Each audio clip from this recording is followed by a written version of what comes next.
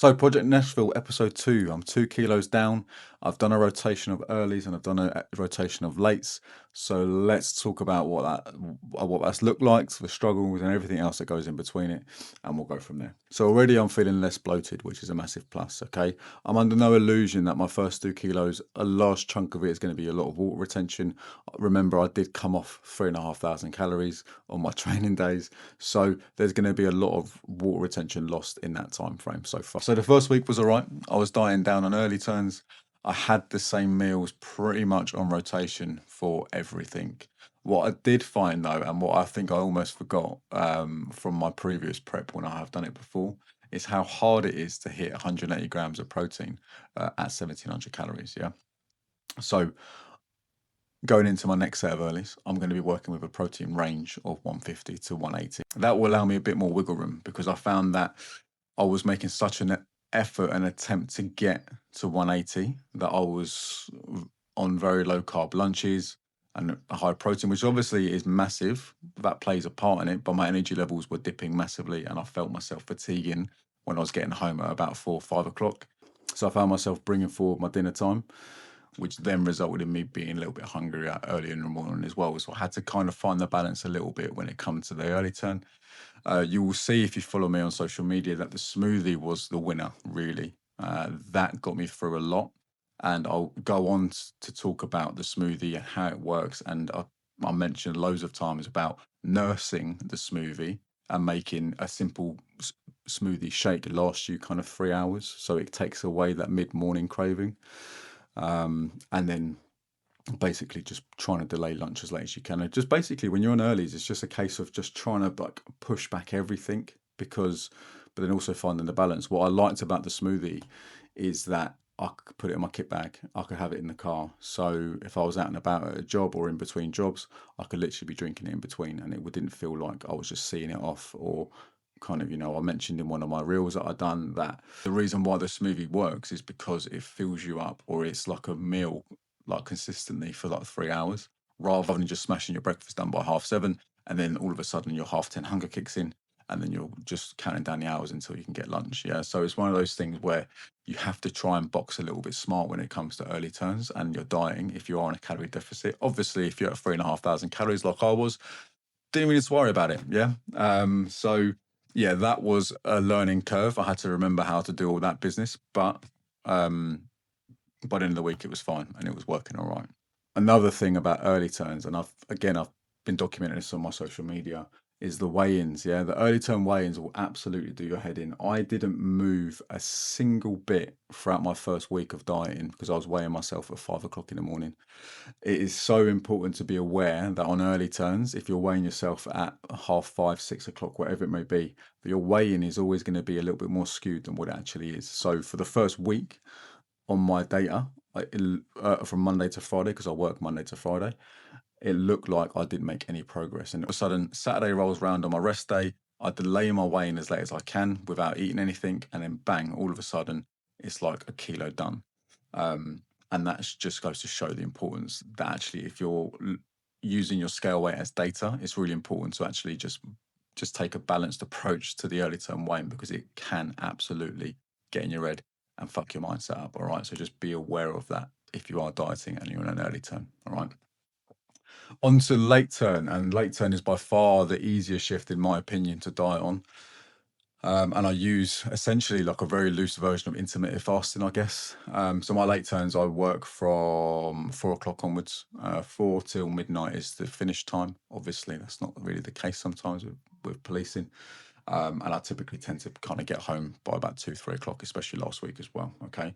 So there's certain things to look at. And for me, when it comes to late turn dieting, intermittent fasting or like an eating window, not so much an eating window because I don't have an end time really, but just that delayed eating start time works really well for me. And for example, an early turn, you have to think about the 3 meals a little bit more structured. Yeah, you have to think about your breakfast, your lunch, and your dinner, and not much wiggle room really for snacking. Yeah.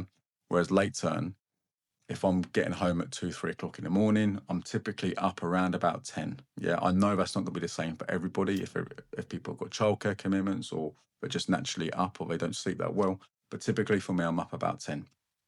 I'll do some bits. I'll have a coffee, black coffee.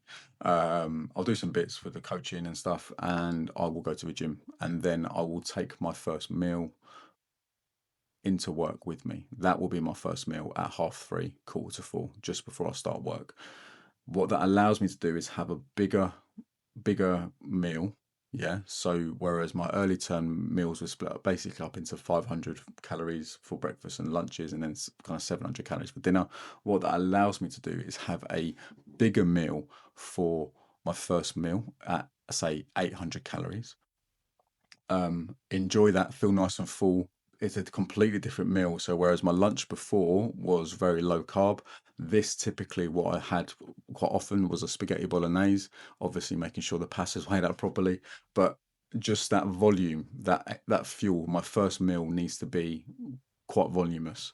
So it will typically be about 850. It will typically be around 800 to 850 calories as my first big meal. Okay. And then after that, I have another meal. Okay. But again, you got to think quite smart about that. Yeah. So my second meal, or the second meal in the shift, was made up of chicken flatbreads. The chicken flatbreads were a really good option because I knew what I was doing that week in terms of jobs and stuff like that. I knew that I'll be on the road during kind of past 7 o'clock. Yeah. So I needed something that I could eat on the road, right? So my chicken flatbreads were again around about 800 calories, but I could split those up into two meals or two like servings, if you like, yeah, which basically made it a lot easier. So I'd have my big meal at 3:30, 4 o'clock after the gym when I just landed at work, have that before, and then I'd go into then go into my shift. I'll probably have a chicken wrap around about 7:30, 8. And then if I know that we're getting off quite late, I'll probably delay that chicken wrap till about 10, 10:30 at night if I know that we're kind of on till 2 o'clock in the morning, if that's the sort of case. Yeah.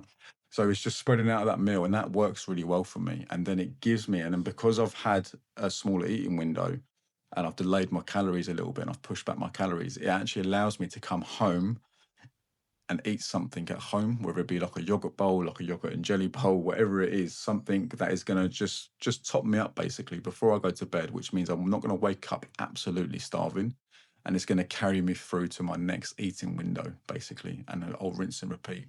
So it's really important to just be aware of it. Yeah. I wouldn't recommend intermittent fasting for an early turn, because you know as well as I do, if you work for the emergency services, that if you start your shift at 6 or 7 in the morning and you try and delay your first, you try and apply the principles to a late turn, and you have your first meal at 3:30, either at the end of your shift or kind of 6, 7 hours into your shift, you're going to feel like absolute arse, and you're going to be absolutely fuming. You're going to be grouchy. Your crewmate's going to be pissed off with you because you're hangry all the time.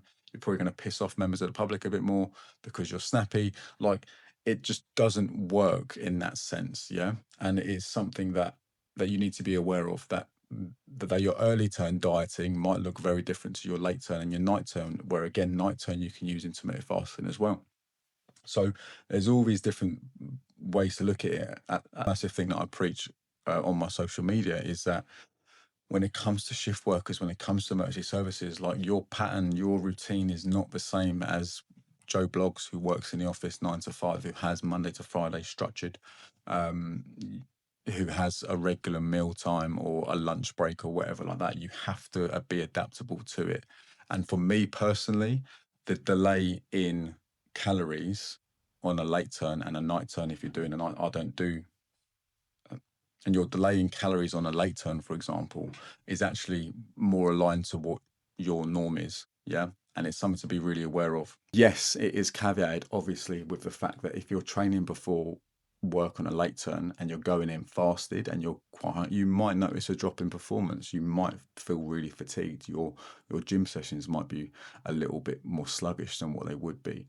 Yeah. But it's for me, that's a small price that I will pay, because I know I'm still going to be training with intent. I know I'm still going to be focusing on progressive overload. I'm just gonna probably take a little bit longer in between sets, because I'm going to allow myself a bit more time to recover.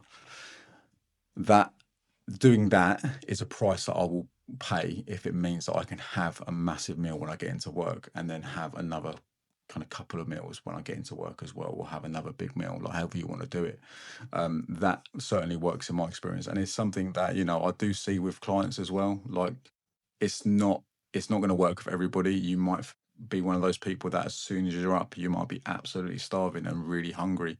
But just know the difference between that as being your norm and that as being dieting, because obviously if you're dieting, then of course you're going to be hungry. Yeah, I'm not going to lie, I was absolutely starving by the time the first meal rolled around on a late turn, but I'm dieting, so I know that I'm going to be hungry. Yeah, I've dropped my calories by 2,000 calories a day. Like, it's a shock to my body, it's a shock to the system, so I know that's part of it, but I can associate it with a certain thing. Yeah, and that's the thing that you need to kind of get in your head is that's the part of the dieting. That's just not my norm, if you like. Yeah. So what's to come next? Yeah. So shift changes have meant that I'm on another 2 weeks of late, so I actually don't have any early turns to worry about. And as I say, I enjoy lates better, just even from a sleeping perspective, from a training perspective, from an eating perspective. I've just discussed, like, lates for me are a much better shift to diet on. They're obviously uh, they're a more proactive shift as well. So yeah, lots to look forward to over the next couple of weeks. And again, the fact that the weigh-ins aren't at 5 o'clock in the morning gives me a really good indication to look at the data in the next couple of weeks to see and to make tweaks if I need to, which I don't think I need to. My body's responding quite well to it. But yeah, so late turn for the next couple of weeks, and it will just be a simple case of just repeating what's worked. Yeah. A massive part of this, and a thing that I'm promoting on my social media, is that you just need to have a couple of meals on rotation, really. Yeah. For me, as I said in episode 1, like, my whole thing here is to be in and out of this as quick as I can. Yeah. I know that I'm going to have like a mini diet break, if you like, when I'm on the stag do in a couple of weeks, but I know that I can probably lose a couple of kilos before then, have my diet break, and come back and hit it for another 6 weeks. And that's probably all I'm going to need in terms of what I think I'm going to be looking like. Yeah.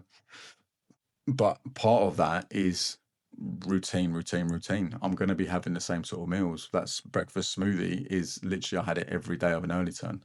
Um, and that will be my staple. Yeah, because I know it works. And why would I change something that works? So it's really important to just accept, I think, accept that there is going to be times where it is going to feel like repetition, where you are going to feel like this is boring, this is shit. Like, yes, you can have allowances. Like, for example, I have my high days in the week, yeah, which I used on a curry. I used it on a fajita night. You know, all these different things that I enjoy doing, that I look forward to, because it's something different. I can have some extra food, some different food, and that's again why I said it in the first video, is that you need to have something like that to kind of make it all worth it, I guess.